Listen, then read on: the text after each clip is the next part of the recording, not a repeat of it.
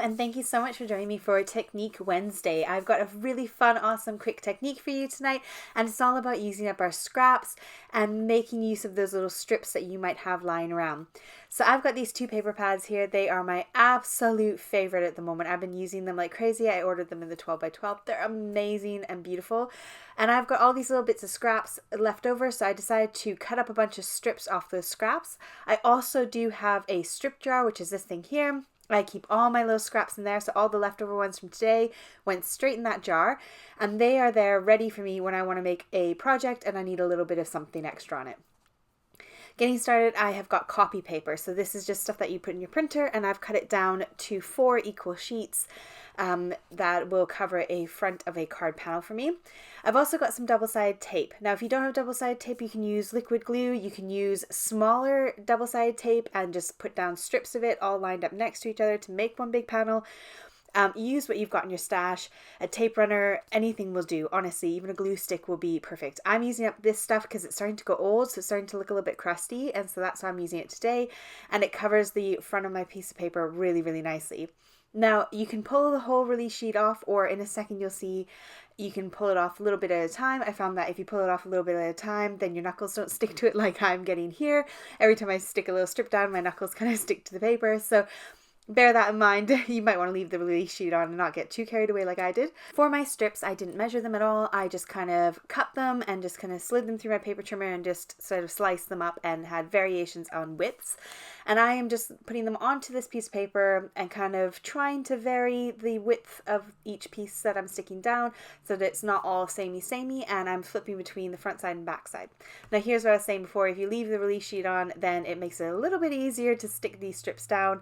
But honestly, it's just such a quick and easy way to use up those scraps and make new sheets of paper, or to just use up those scraps and make creative fun paper. If you can't decide which bit of paper you want to use, this is a great way to use them up. I've also got, towards the end of the video, one where I'm using up just plain colored paper and give you another idea on how to kind of make it into decorative paper as well. So I've got 4 samples to share with you, 4 different techniques we can do with these strips and ways to use them up. Now that end one on the right, I really wanted to kind of jazz it up a bit, so I used some of those extra strips that I had in my jar and combined them with some of those decorative papers. The first card I'm going to make, we're going to keep it nice and simple, nice and easy. I'm going to take a large die. This is Happy Birthday from Fawn. I've covered my front of my card with a black panel, and then I'm going to die cut out Happy Birthday to You out of the black cardstock as well. I stacked it 3 times, stuck it straight on the front, and then added some little holeless sequins around the sentiment, and that finished off that card. So a really nice, simple, easy way to complete your card. For our second method, we're going to bring in some dies and die cut out of it. Now I wanted to get a 2-for-1 out of this one because I was loving this panel. I was loving how sparkly and beautiful it was.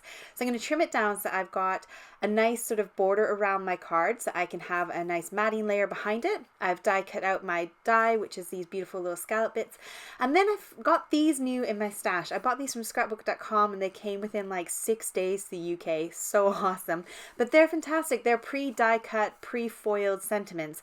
So all I did on this one was put a bit of holographic card, stacked it 3 times with some white card behind it, and then I popped up the sentiment with some foam and added those same holeless sequins again. And then on this one I just backed it onto some black and stuck it out with those sequins again. And I just love how these 2 turned out, and that was a 2-for-1.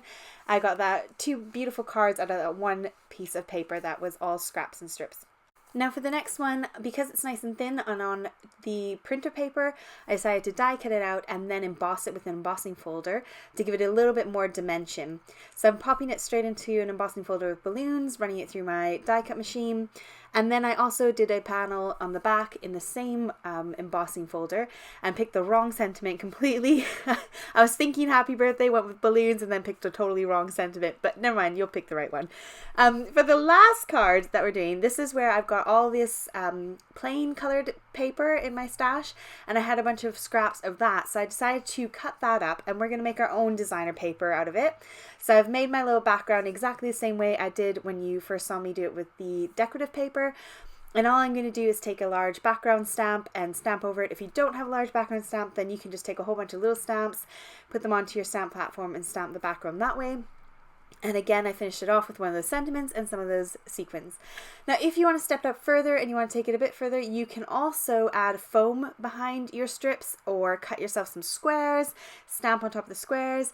There's so many options and ideas of what you can do with these strips that I had to force myself to stop here because I was going to keep going, and I thought, no, I'm never going to have the video online if I do this. And then that defeats the whole point of the Wednesday videos, which is to be about 5 minutes long each. So I hope you enjoyed today. Please don't forget to like and subscribe if you haven't already, and drop me a comment down below. I'd love reading your messages, and I do my best to get back to them, but I do get a little bit overwhelmed because you guys always leave me such amazing, awesome messages. I hope you have a fantastic rest of your week. I look forward to seeing you on Saturday night for Saturday Night Crafting. Take care. Have a great week. Bye.